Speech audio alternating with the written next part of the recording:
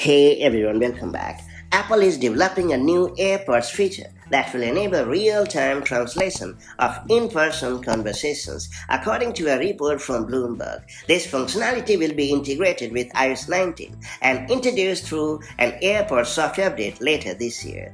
The feature will simplify communication between people speaking different languages by leveraging the Translate app on the iPhone. For example, if an English speaker wearing AirPods is conversing with a Spanish speaker, the iPhone will capture the audio, translate it, and relay the English translation to the AirPods user. The English speaker can then respond with their reply translated into Spanish and spoken aloud by the iPhone. While Apple's Translate app already facilitates multilingual conversations, integrating the feature with AirPods will create a more seamless experience. In addition to this new AirPods capability, Apple is also planning enhancements for the Translate app in iOS 19. Those specific details remain unknown. It's worth pointing out that Apple is also working on the AirPods Pro 3 expected to launch in 2025.